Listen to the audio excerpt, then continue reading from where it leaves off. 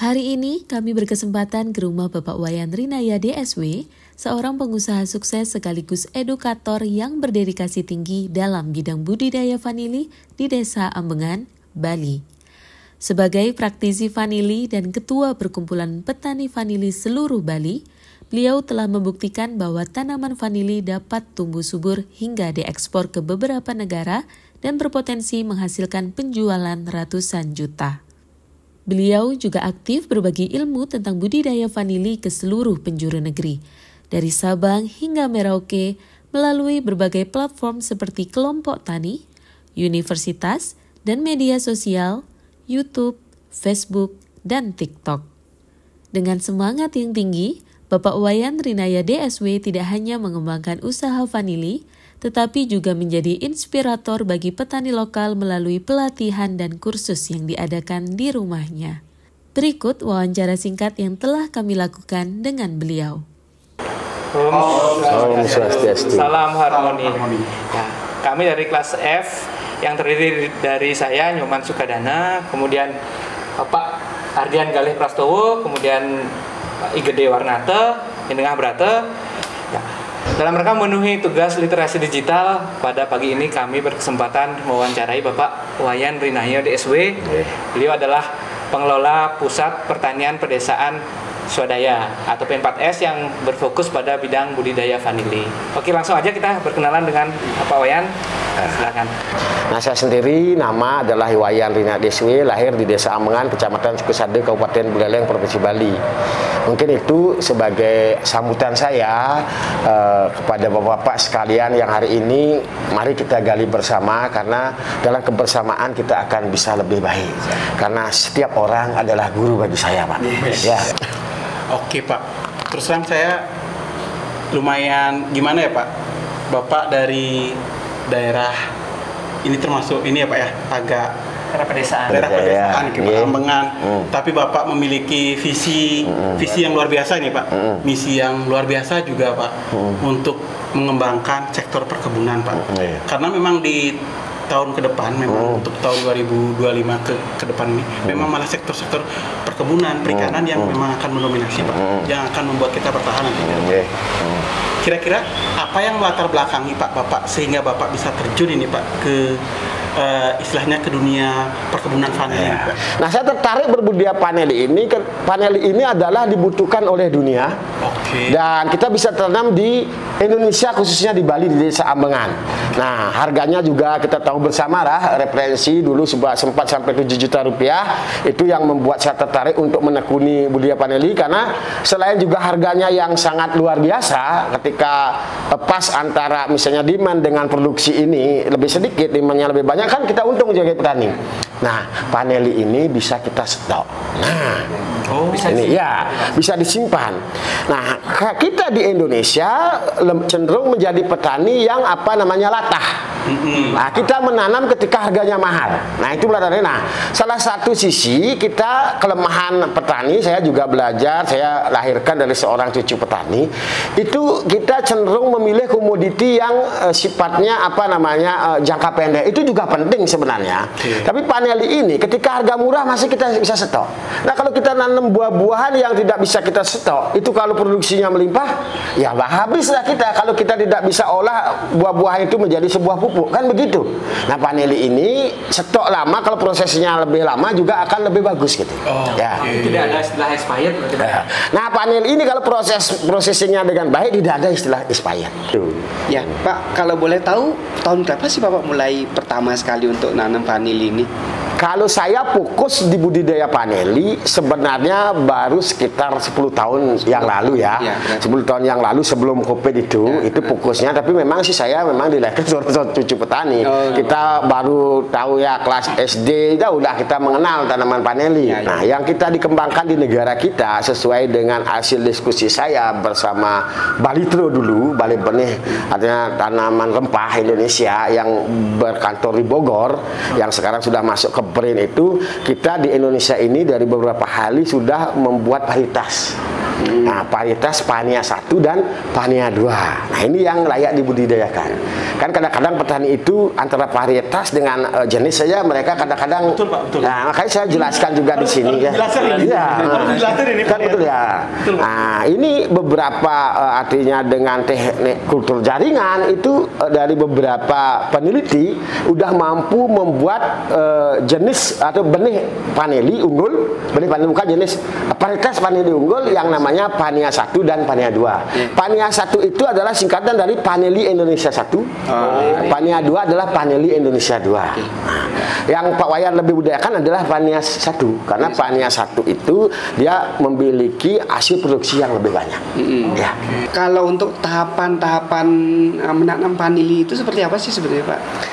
Tahapan paneli itu sebenarnya gampang sekali karena paneli ini kita bisa tanam dengan sistem stek. Ya. Nah, dengan sistem sulur itu kita stek tanam paneli itu minimal panjang 1 meter. Nah, tentu dalam kita menyiapkan lahan dulu lah. Nah, jarak tanam juga di sana kalau secara konvensional artinya kita di tegalan atau di perkebunan luas yang alami itu jaraknya 1,5 sampai 2 meter ya.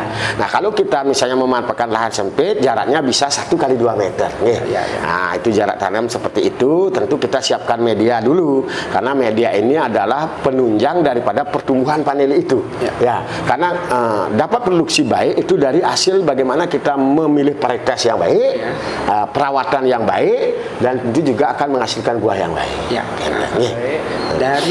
Dari ditanam sampai bisa dipanen seperti itu memerlukan waktu berapa lama itu, Pak? Nah, dari pengalaman Pak Wayan itu tergantung juga dari media yang kita bisa sediakan sebagai petani untuk memberikan asupan nutrisi kepada tanaman. Terkadang juga paneli bisa berproduksi di umur 14 bulan. 14 bulan dengan setek tanaman 1 meter minimal ya, 2 meter juga lebih bagus. Nah, itu juga bisa tanaman sampai juga 3 tahun ada juga. 3 tahun ada. Ya, tergantung dari asupan nutrisi yang kita bisa berikan terhadap tanaman. Ya, itu. Kalau untuk vanili sendiri ada penyakit tertentu, Pak, yang kendala yang kita hadapi sebagai petani paneli tentu adalah yang pertama adalah fusarium. Yaitu namanya busuk batang. Busuk batang. Itu yang karena busuk batang itu timbul dari mungkin tidak seimbangnya sebuah kelembaban di media tanam kita.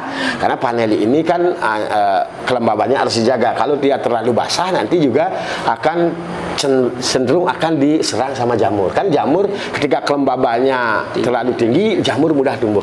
Karena penyakitnya adalah jamur ya. Berarti fusarium ini jamur, Pak ya? Jamur jamur fusarium namanya dia. Karena orang kan ditahu itu virus bukan jamur sebenarnya. Jamur ya? Bukan virus ya. Itu masalahnya satu. Gini Pak, seiring perkembangan zaman sekarang kan kita mau nggak mau nih terdampak atas kemajuan teknologi, inovasi dunia. Apa yang Bapak lakukan atau apakah Bapak memanfaatkan kemajuan teknologi itu untuk proses dari budidaya vanili ini, Pak? Mungkin pas penanaman atau pemeliharaan atau nanti pasca panen. Itu apa yang dilakukan? Sebenarnya kita belajar juga bagaimana memfilter yang namanya teknologi. Saya sendiri pakai. Kan kita bisa lihat itu. Kalau diuntungkan kita pakai. Nah, contoh kalau kita menanam vanili dengan sistem irigasi, kita juga pakai yang namanya aplikasi. Bisa kita nyiram dari jauh. Itu bisa kita lakukan. IoT ya. Di belakang kan sudah ada, nanti bisa dilihat. Nah, kita pakai IoT juga yang pada saat processing juga kalau kita sudah memanfaatkan yang namanya oven juga bisa. Kita juga bisa atur suhunya berapa untuk pengeringan. Mungkin kalau bisa secara alami kita bisa mengeringkan 1 bulan, kita bisa hanya mungkin 20 hari. Ini kita pakai teknologi itu. Kita tidak terlalu tidak anti teknologi, tidak. Tapi bagaimana teknologi itu jangan sampai menghancurkan alam ini. Kan itu ya. Kita beriringan. Mengikuti itu, tapi kita tidak harus dimatikan oleh oleh teknologi itu. Jangan sampai ketergantungan. Ya. Nah, ketika alam kita mau menanam paneli, ketika misalnya di lahan itu yang kekurangan air, pakai IoT. Tapi kalau kita sudah banyak air alam yang melimpah, kita jangan kan. Nah, di mana kurang bisa kita tambah dengan teknologi, kita pakai. Nah, disinilah mindset penting ya. Mindset itu penting. Kita pakai teknologi IoT juga kita pakai, termasuk juga di processingnya ya. Berarti ini Pak, beriringan ya, tradisional konsepnya kita pakai, teknik juga kita pakai. Kalau ada teknologi yang bisa membantu kita tanpa harus mengganggu konsep-konsep awal yang kita yakini, itu juga ya sudah nggak masalah. Cuma ketika kita sampai ke tahap harus pakai ini terus, itu kita sebaiknya hindari. Iya, karena kita menanam paneli lebih ke organik. Lebih ke organik Bang. Ya, lebih organik karena apa? Kalau kita menanam paneli dengan cara organik, menurut pengalaman saya, selain tanaman itu misalnya hasilnya juga organik dan tumbuhan juga lebih lama hidupnya. Ekspornya mau ke negara mana Pak ya? Nah, untuk sampai saat ini kemarin kita ada transferan dana dari Kanada juga, kemarin dari Spanyol juga. Memang sih volumenya belum banyak karena kita baru berproses. Karena saya melakukan sesuatu beberapa tahun yang lalu, kita fokus di budidaya, ilmu budidaya. Nah, sekarang kita fokus ke processing, bagaimana membuat hasil produk paneli yang bagus. Nah, yang ketiga tahapannya sambil berjalan kita ke marketing. Nah, ini sudah kita lakukan ya. Ini harus kita lakukan. Karena apa? Memang konsep ini yang bagus menurut saya lakukan di negara kita. Terus gini Pak, belakangan ini kan kita menghadapi kondisi perubahan iklim yang ekstrim Pak ya. Ya. Apakah ini berdampak juga terhadap perkebunannya Bapak? Sampai saat ini karena kita di Ambengan ini desanya adalah sebagian besar mayoritas sebagai petani, dampak itu belum kita rasakan sebenarnya. Oke Pak, untuk penetapan harga, bagaimana caranya Bapak menetapkan harga nih Pak? Harga-harga pertanian. Ya, untuk pertaniannya. Nah, dalam kita bergerak di bidang bisnis ya, untuk pertanian apapun, kalau masalah komoditi tidak bisa kita pastikan, tapi pastikanlah kita berproduksi. Itu ya. Kenapa saya pastikan berproduksi? Karena ketika harga mahal kita tidak punya produksi, kan bohong juga. Nah, terus untuk kepastian harga sampai saat ini kalau kita menjadi petani paneli masih diuntungkan. Walaupun harga basah hanya 50.000, masih untung kita. Ya, karena apa? Masih untung. Ya, masih untung sebenarnya, hanya kebiasaan harga per kilo kering 7 juta, sekarang dikasih harga 1 juta ya masyarakat mengeluh. Karena budaya kaya bersyukur, untuk mindset masyarakat Indonesia orangnya beragama tapi miskin bersyukur. Ya, itu yang terjadi. Perbandingannya 7 juta. Sekarang 1 juta sebenarnya masih untung. Padahal soalnya masih banyak ini. Iya, dan tanam paneli tidak butuh lahan luas sebenarnya kan? Iya. Artinya Bapak belum ada semacam mitigasi resiko Pak ya untuk menghadapi fluktuasi harga pasar ekspor sebenarnya. Kita terus sebenarnya berinovasi, terus juga bagaimana meningkatkan sebuah kredibilitas kita sebagai petani. Banyak cara harus terus dilakukan. Siap. Karena kalau menyerah kita sudah kalah. Kalau menyerah pasti kalah kan. Nah, terus kayak lakukan ketika harga murah saat ini, kita cari teman-teman di dalam negeri yang memiliki dana lebih.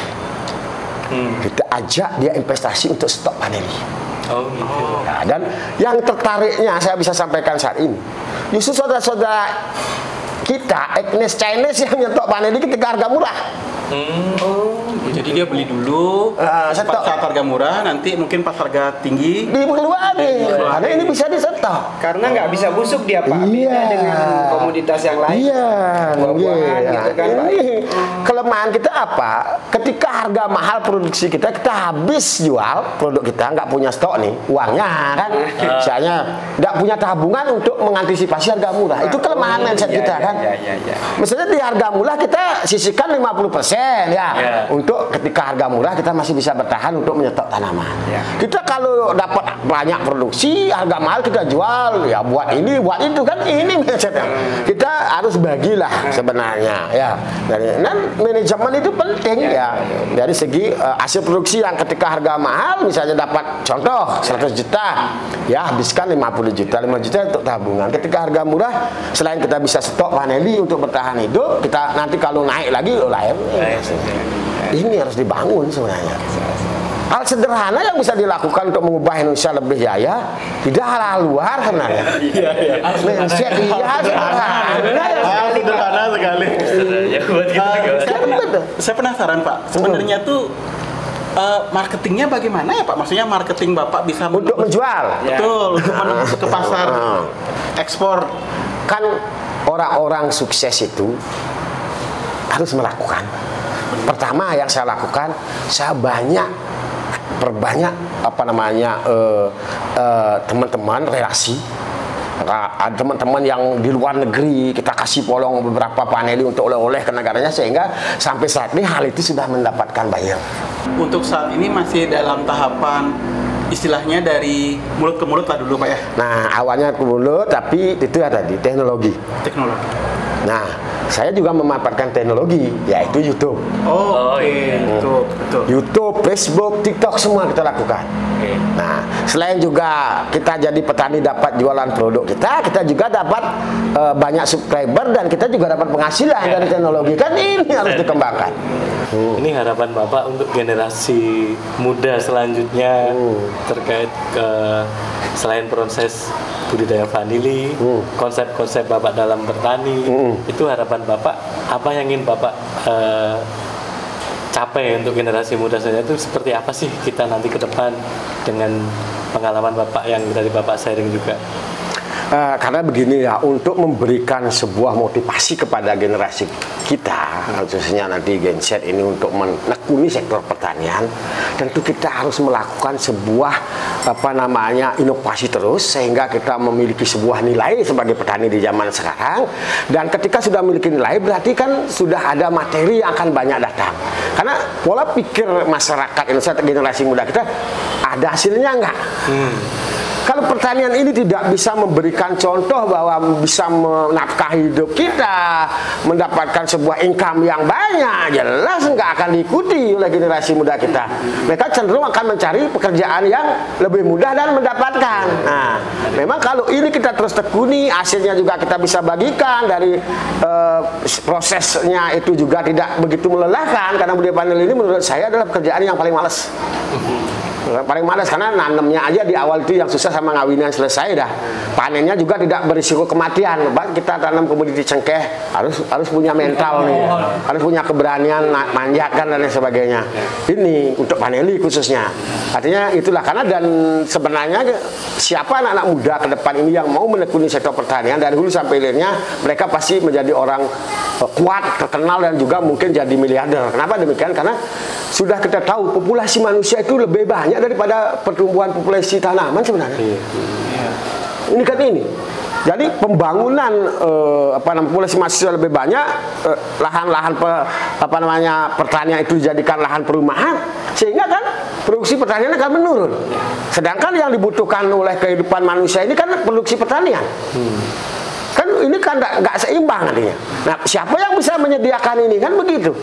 Kalau kita hanya berpikir yang lain-lain, ini nggak ada menyediakan, berarti siapa nanti bisa menyediakan dari kebutuhan banyak umat manusia? Mereka pasti. Dan satu pekerjaan yang akan tidak pernah mati, itulah sektor pertanian. Karena tidak bisa dibuat secara sintetis. Nggak bisa sintetis. Karena kita harus pelajari 3 sektor. Saya harapkan juga ada beberapa sektor yang harus kita prioritaskan di dalam negeri kita. Pertanian, kesehatan, teknologi selesai. Luar biasa sekali Pak Wayan hari ini informasi yang diperoleh dari Pak Wayan. Terima kasih sekali lagi atas waktunya. Semoga semuanya bisa menginspirasi kita semua. Demikian wawancara kita hari ini. Jika teman-teman butuh info lebih lanjut terkait dengan budidaya vanili, bisa menghubungi Pak Wayan Rinaya DSW di Desa Ambengan. Dan jangan lupa subscribe channel beliau, channel YouTube-nya di apa Pak? Rinaya DSW channel. Sana kurang lebih sudah ada 450 video.